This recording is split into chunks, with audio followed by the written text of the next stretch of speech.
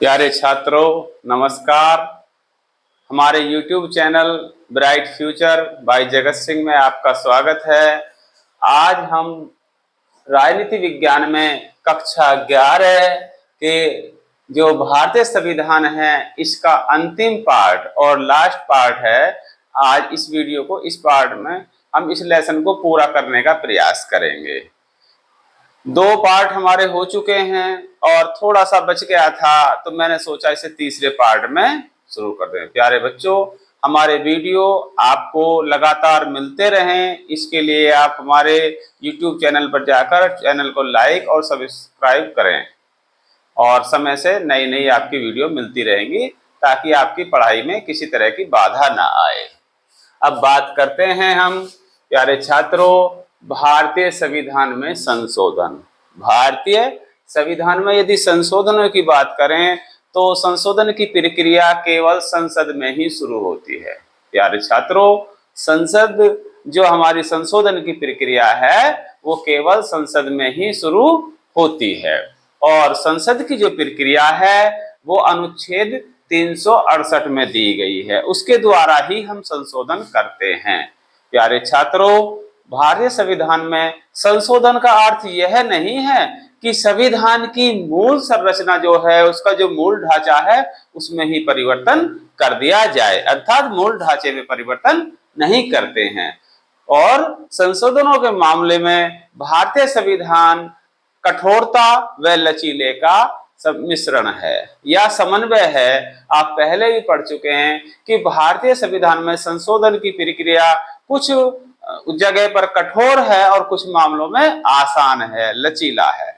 तो 1950 में संविधान लागू होने से लेकर अब तक लगभग 105 से अधिक संशोधन किए जा चुके हैं। भारतीय संविधान में शुरू से लेकर अब तक लगभग 105 संशोधन किए जा चुके हैं। प्यारे छात्रों, 124वां जो संविधान संशोधन बिल है उसके अनुसार सामान्य वर्ग के आर्थिक रूप से कमजोर लोगों के लिए 10% आरक्षण का प्राविधान किया गया। संविधान संशोधन के मामले में राष्ट्रपति को पुनर्विचार के लिए भेजने का भी प्राविधान नहीं है, अर्थात यहाँ पर राष्ट्रपति की शक्तियां इतनी नहीं हैं कि वो ऐसे संशोधनों को पुनर्विचार के लिए संसद के किसी भी सदन में, दोनों सदनों में वापसी के लिए भेज सके। प्यारे छात्रों, बात करते हैं संविधान में संशोधन के तरीके। संविधान में संशोधन के तरीकों पर बात करें तो संविधान में संशोधन 3 तरीके से कर सकते हैं। नंबर 1, संसद में सामान्य बहुमत के आधार पर हम संशोधन कर सकते हैं। दूसरी बात है नंबर 2, संशोधन के दोनों सदन कौन से हैं? राज्यसभा और लोकसभा में अलग अलग विशेष बहुमत के आधार पर भी संविधान में संशोधन किए जाते हैं। नंबर 3 है, ये विशेष बहुमत है और आधे कम से कम राज्यों का समर्थन लेना जरूरी है। तो प्यारे छात्रों, पहली बात है संसद में सामान्य बहुमत के आधार पर संशोधन, इस पर चर्चा करते हैं। इसमें क्या क्या कौन कौन संशोधन आ सकते हैं? नए राज्यों का निर्माण करना, कभी कभी हमें दूसरे नए राज्य बनाने पड़ जाते हैं। देश के विकास के लिए छोटे राज्य बनाने के लिए नए राज्यों का निर्माण करना पड़ता है। कभी कभी राज्यों की सीमाओं व नामों में भी परिवर्तन करना पड़ता है।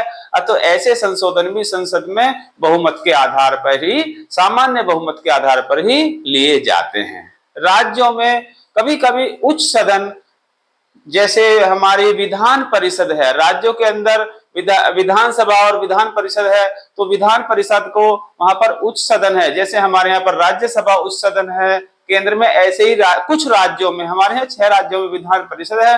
तो विधान परिषद का सृजन करना या उसकी समाप्ति करने का जो काम है वो भी संसद में सामान्य बहुमत के आधार पर ही किया जाता है।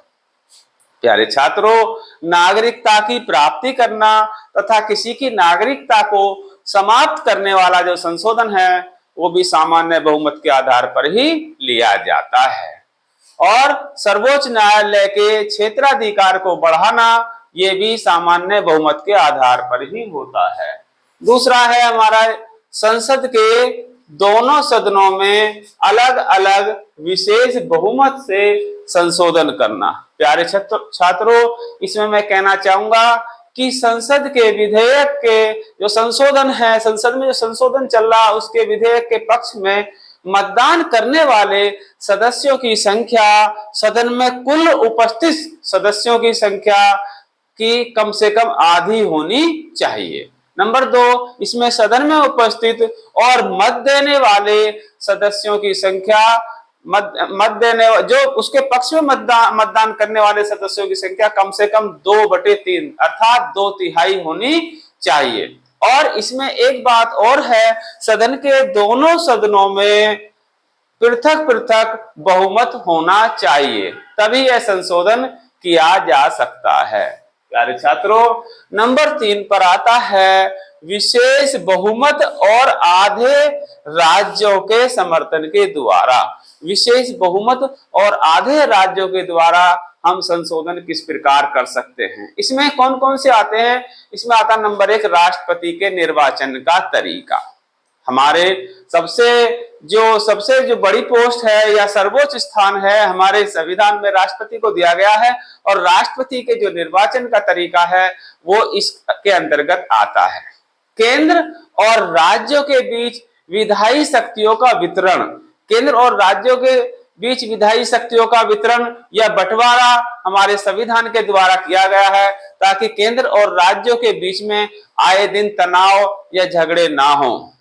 तो ये भी संशोधन हमारे इसी विशेष बहुमत और आधे राज्यों के समर्थन के द्वारा जो संशोधन है इसी के अंतर्गत आता है। प्यारे छात्रों, संसद में राज्यों का प्रतिनिधित्व कितना हो, कितना बढ़ाना है, घटाना है, उसके बारे में जो संशोधन है वो भी इसी के अंतर्गत आता है।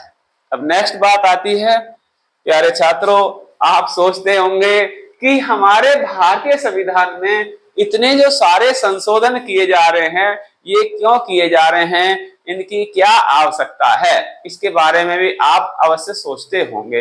या कभी कभी हमसे क्लास में भी बच्चे क्वेश्चन करते हैं या हम क्लास में पढ़ाते हैं, तो इसके बारे में मैं कहना चाहूंगा, इसके ऊपर क्वेश्चन भी आता है। कभी कभी क्वेश्चन आ जाता है कि भारतीय संविधान में इतने सारे संशोधन क्यों। तो प्यारे छात्रों, इसमें मैं कहना चाहूंगा कि हमारा संविधान जब बना, अर्थात हमारा संविधान द्वितीय विश्व युद्ध के बाद बना, तब की और अब की स्थितियों में बहुत ज्यादा बदलाव आ गया है ना। उस समय की स्थिति में यह संविधान जो सुचारू रूप से काम कर रहा था, सुचारू रूप से मतलब है ठीक ठाक काम कर रहा था, परंतु समय के अनुसार जैसे जैसे स्थितियों में बदलाव आता गया, स्थितियां बदलती गई और संविधान में को सजीव रूप से बनाने के लिए, कि संविधान की सजगता को बनाए रखने के लिए प्यारे छात्रों इसमें संशोधनों की आवश्यकता होती चली गई। लगभग हमने अपने संविधान में 105 से अधिक संशोधन आवश्यकता के अनुसार किए हैं, और लोकतंत्र को सुचारू रूप से चलाने के लिए भी ये संशोधन किए गए हैं। यहाँ पर प्यारे बच्चों मैं एक उदाहरण देना चाहूंगा। अब मामला आप देखते होंगे हमारे यहाँ साइबर क्राइम का मामला चल रहा है। उसके लिए हमारे यहाँ दिल्ली सरकार में थाने भी बना दिए गए हैं, उनके लिए विशेष अदालतें भी हैं कि इनके मुकदमे यहाँ पर सुने जाएंगे या यहाँ पर दर्ज होंगे। अब आप एक बात बताइए, जब हमारा देश आजाद हुआ या हमारा संविधान लागू हुआ तब ना तो मोबाइल थे, ना इंटरनेट की सुविधा थी, तो इस तरह की बातें संविधान निर्माताओं के जहन में कैसे आती। अब जैसे जैसे हमारे इन चीजों का निर्माण हुआ, इनके द्वारा जो क्राइम हो रहे हैं, तो उन क्राइमों को रोकने के लिए भी हमने सोचा, और जब इसको रोकने के लिए सोचा तो उसके लिए अलग कोर्ट, अलग थाने बनाने पड़े। तो इसके ऐसे जो मामले आते हैं समय के अनुसार परिवर्तित होते रहते हैं, तो ऐसे मामलों को सुचारू रूप से लागू करने के लिए, चलाने के लिए क्या संविधान में संशोधन होने जरूरी नहीं है? तो ऐसे ही और बहुत से मामले हैं जो उस समय की परिस्थिति के अनुसार नहीं थे, आज वो हो रहे हैं, इस तरह के अपराध हो रहे हैं। ठीक है, तो ऐसे अपराधों को रोकने के लिए हमें नियम कानूनों की आवश्यकता है। अतः संविधान में हमें बदलाव की अत्यधिक आवश्यकता है। इसलिए प्यारे छात्रों, हमने इसमें समय समय पर संशोधन किए हैं। प्यारे छात्रों, अब बात करते हैं हम संशोधनों को, भारतीय संविधान में जो संशोधन किए हैं, इन संशोधनों को हम 3 श्रेणियों में बांट सकते हैं, 3 श्रेणियों में विभाजित करेंगे। नंबर 1, प्रशासनिक संशोधन। हमें हमारे जो देश को चलाते हैं, प्रशासनिक अधिकारी चलाते हैं, तो उनसे संबंधित जो भी संशोधन हैं वो हमने नंबर 1 में रखे हैं प्यारे छात्रों। और कभी कभी हमारे देश में न्यायपालिका, विधायिका, कार्यपालिका में कभी कभी कुछ तरह का होता है कि संविधान की व्याख्या करने की आवश्यकता होती है, तो संविधान की व्याख्या से संबंधित जो हैं वो हमने इसके नंबर 2 में रखे हैं। और तीसरा आता है राजनीतिक आम सहमति से उत्पन्न संशोधन, है ना।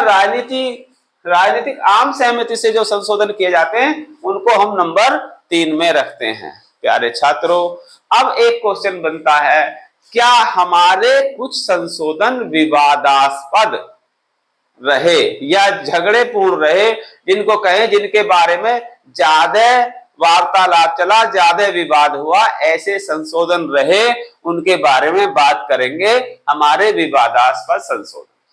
इसके बारे में मैं कहना चाहूंगा, वे संविधान संशोधन जिनके कारण विवाद उत्पन्न हो, ऐसे संविधान संशोधन जिनके कारण हमारे यहाँ विवाद उत्पन्न हो या विवाद उत्पन्न हो गया हो, ऐसे संशोधनों को हम क्या कहते हैं? विवादास्पद संशोधन कहते हैं।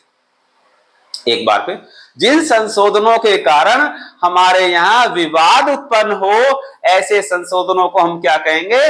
विवादास्पद संशोधन कहेंगे। इसमें बात करते हैं हम 38वां, 39वां और 42वां संविधान संशोधन, इनको विवादास्पद माना जाता है।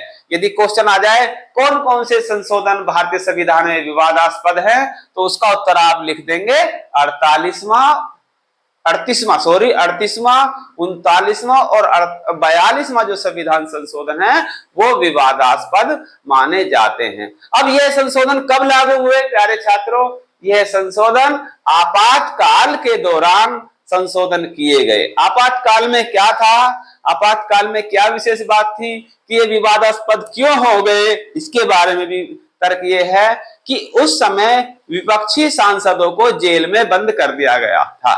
तो विपक्षी सांसद जेलों में बंद थे और सरकार के पास इमरजेंसी आपातकाल के दौरान विशेष अधिकार प्राप्त थे, अधिकार मिले हुए थे। अब वहां पर जो संशोधन हो रहे थे उसमें विरोध कौन करे? जो विरोध करने वाले नेता थे वो जेल में थे।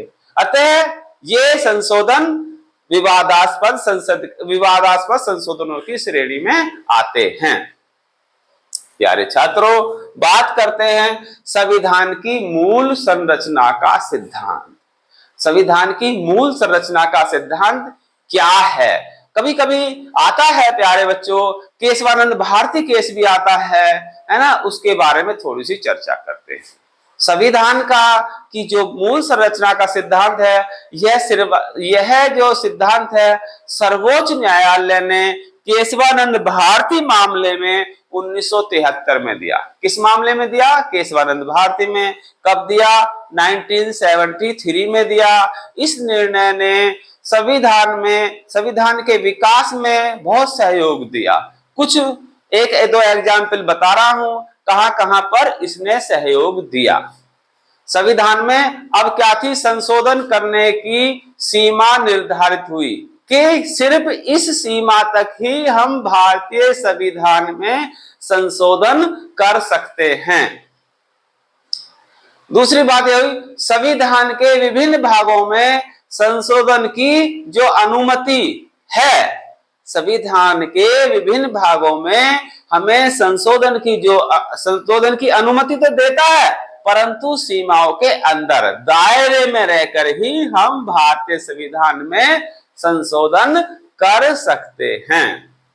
तीसरी बात यह आती है कि संविधान की मूल संरचना, जो मूल ढांचा है, उसका उल्लंघन करने वाले किसी संशोधन के बारे में जो फैसला है, अंतिम फैसला न्यायपालिका का होगा, हमारी सुप्रीम कोर्ट का होगा।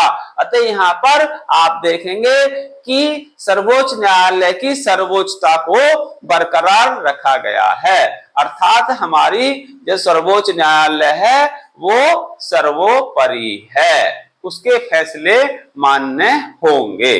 ये बात छात्रों क्लियर हो गई होगी। और अब कुछ बच्चे कभी कभी पूछते हैं, सर क्या भारतीय संविधान में पुरुष ही थे सब? 299 पुरुष ही थे या उसमें कुछ महिलाएं भी थी? अब चर्चा करते हैं प्यारे छात्रों, हमारे संविधान में 15 महिलाएं भी थी। जो संविधान सभा थी उसके गठन में 15 महिलाएं भी थी, जो वे भी पुरुषों के साथ काम कर रही थी। तो बात करते हैं, सबसे पहले ये क्वेश्चन ज्यादा इनके नाम याद करने की जरूरत नहीं है, बस इतना ही है, 15 महिलाएं थी, फिर भी मैं इसके नाम बता देता हूं। सुचेता कृपलानी, अम्मू स्वामीनाथन, एनी मैस्करीन, बेगम इनाज रसूल, दक्षानी वेल्यागुन और दुर्गाबाई, हंसा मेहता, लीला रे, मालती चौधरी, पूर्णिमा बनर्जी, रेणुका राय, सरोजनी नायडू और राजकुमारी अमृत कौर और विजय लक्ष्मी पंडित। ये राजकुमारी अमृत कौर के ऊपर कई बार सीबीएसई में क्वेश्चन पूछा गया है। ये लेखिका भी थी, पंजाब से थी। तो प्यारे छात्रों, हमारा जो पहला जो लेसन है ये भारतीय संविधान, ये आज यहीं पर इसे समाप्त करते हैं। इतना ही काफी है 11वीं क्लास में पढ़ने के लिए। तो नेक्स्ट वीडियो हमारे अगली दूसरे लेसन की बनाएंगे। तब तक के लिए नमस्कार।